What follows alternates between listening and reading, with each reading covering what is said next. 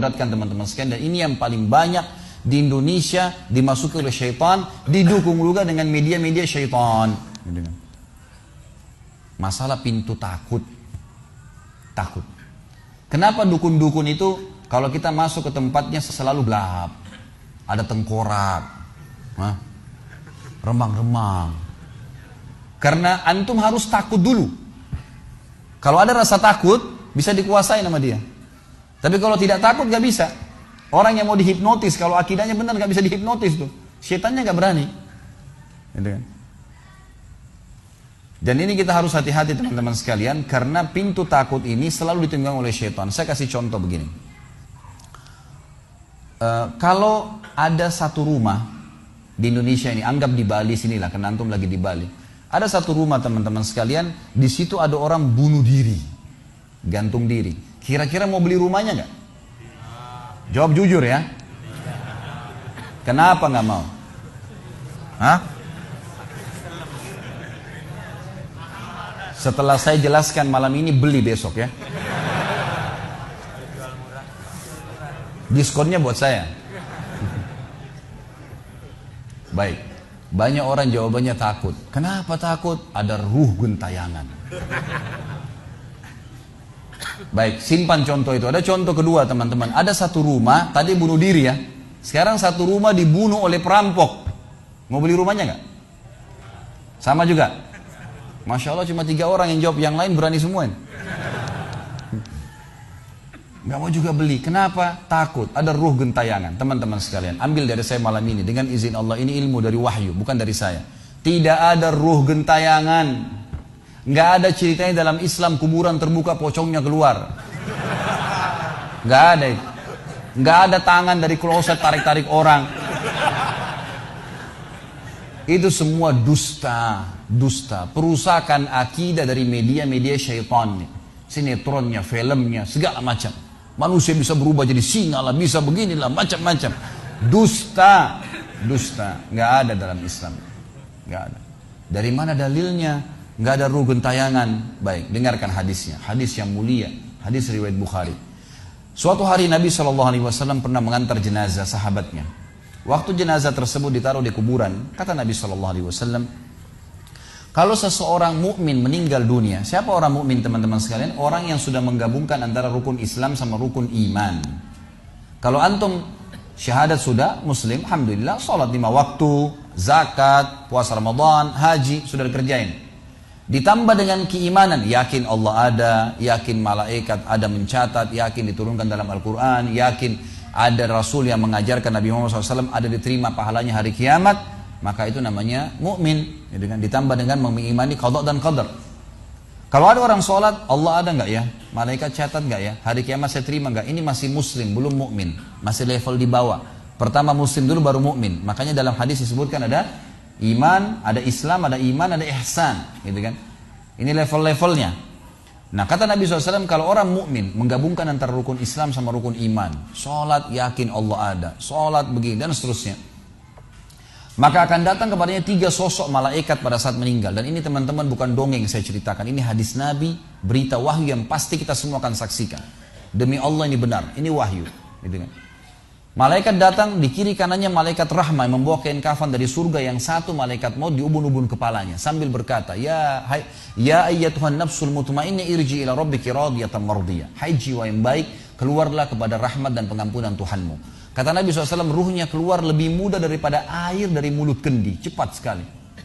Begitu keluar, belum sesaat keluar, ditangkap oleh malaikat rahmat, dibungkus dengan kain kafan dari surga, dibawa ke langit. Begitu dibawa ke langit, menembus 7 lapis langit, semua malaikat-malaikat di atas langit sana berkata, ruhnya siapa ini? Sungguh mulia ruh ini. Kenapa? Kata Nabi SAW, karena ruh itu mengeluarkan bau yang lebih wangi daripada bau kasturi. Semoga kita semua insya Allah termasuk. Maka kata Nabi SAW, malaikat rahmah mengatakan ini fulan bin fulan, namanya yang paling mulia di dunia. Lalu kemudian ditembuskan sampai langit ke-7, lalu kemudian terdengar suara dari langit ke-7. Allah Azza wa Jalla berkata, catatkan hambaku ini termasuk penghuni surga, kembalikan dia di dunia, di sana saya ciptakan, di sana pula saya akan bangkitkan. Diantar ruhnya bersamaan, jasadnya diantar oleh kerabatnya. Baru 3 langkah mereka jalan, dia masih bisa, ruh ini masih mendengarkan suara sendal mereka.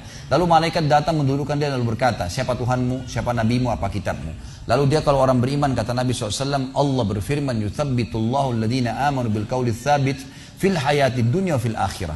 Allah akan tetapkan jawaban lisan orang-orang beriman di dunia. Kalau dia belajari agama ini lalu ditanya kenapa kau sholat, kenapa kau puasa, dia akan punya jawaban dari wahyu. Dan di akhirat, kata ulama tafsir, adalah yang dimaksud pertanyaan mungkar nakir atau malaikat di kuburan. Ringkas cerita adalah dia akan menjawab, Tuhanku Allah, Nabiku Muhammad, kitabku Al-Quran.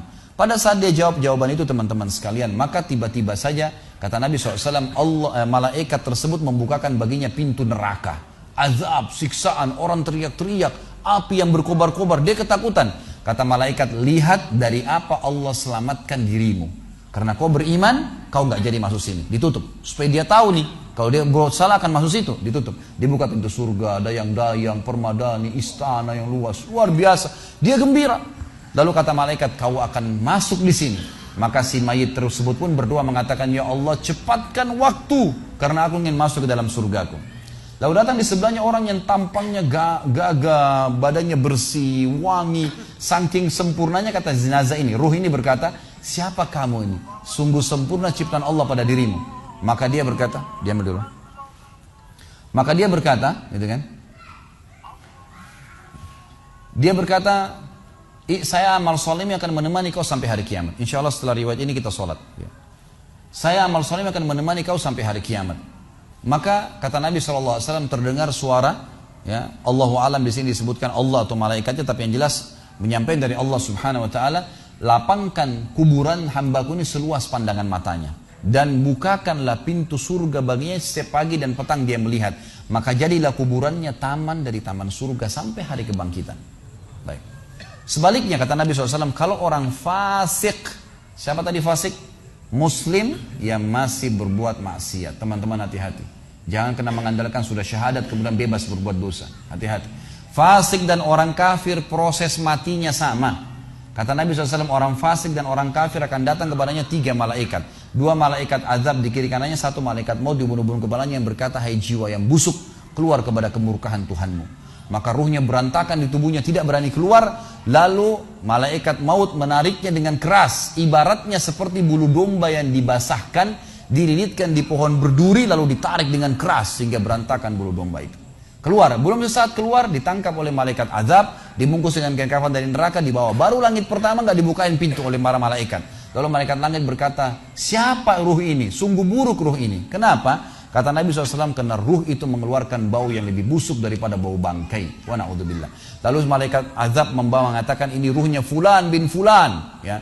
Orang yang disebutkan nama paling buruk di dunia. Lalu terdengar suara dari langit. Allah berkata, catatkan hambaku ini termasuk penghuni neraka. Di sana, kembalikan dia di dunia, di sana saya ciptakan, di sana pula saya akan bangkitkan. Di antara ruhnya bersamaan pengantarnya mengantar jenazahnya. Begitu masuk dan 3 langkah. Ya.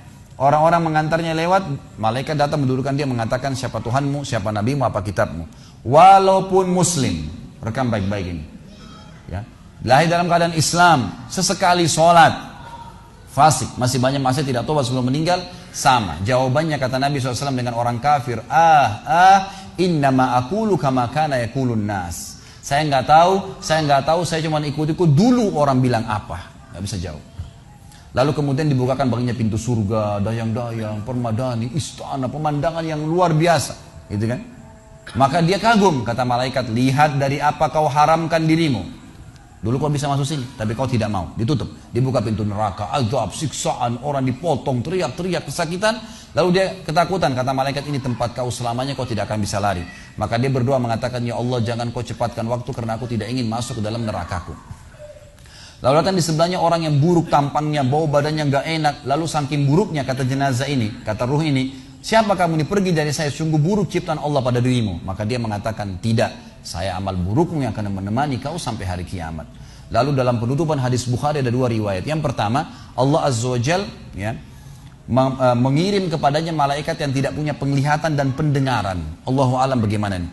Yang membawa sebuah besi. Yang kalau besi itu seluruh jin dan manusia bersatu, mau membalik saja mereka tidak mampu. Bayangkan seluruh jin, miliaran, seluruh manusia miliaran, balik saja mereka tidak mampu. Ini saking kuatnya malaikat tersebut.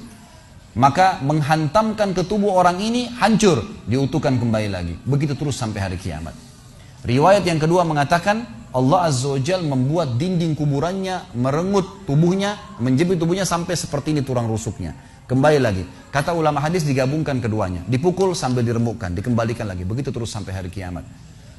Maka teman-teman sekalian, dalil ini sebagai penutup dalam sesi pertama materi kita, teman-teman sekalian, dalil ini menjelaskan tidak adanya rugen tayangan dalam Islam. Gak ada. Kita tarik ke contoh tadi. Orang yang bunuh diri tadi berdosa besar bukan? Dosa besar. Berarti dia meninggal sekarang di kuburan lagi disiksa. Gak ada ceritanya keluar ganggu orang atau balas dendam. Gak ada waktu. Hancur, remuk, dikembalikan lagi. Begitu terus. Kemudian juga sama, orang tadi contoh kedua yang dibunuh sekeluarga, kalau dia muslim maka dia mati syahid. Matinya mulia bukan? Mulia. Berarti lagi nikmatin kuburannya taman dari taman surga. Nggak ada ceritanya tuh mereka keluar lagi ganggu orang. Gitu kan. Jadi mulai sekarang beli rumah yang banyak dianggap keramat tuh. Bacain surah Al-Baqarah ada semua syaitannya tuh. Harus yakin dengan sabda Nabi SAW, rumah yang dibaca surah Al-Baqarah tidak akan masuk syaitan. Nggak ada. Takut semua syaitannya. Baik, kita tutup dengan kata-kata saya teman-teman sekalian. Lalu dari mana kalau saya beli rumah saya pernah dengar suara bayi di atas rumah, atap rumah saya. Saya pernah dengar suara cangkul di belakang rumah, pintu bunyi sendiri, gitu kan. Itu semua permainan syaitan yang ada di sekitar rumah itu, atau Anda yang bermasalah. Harus diruqyah. Dibacain ayat, ada sihirnya tuh. Mungkin pernah mandi dulu ilmu kebal, mungkin pernah ini, mungkin pernah bersemedi, apalah macam-macam yang khurafat ini, maka dia harus diruqyah.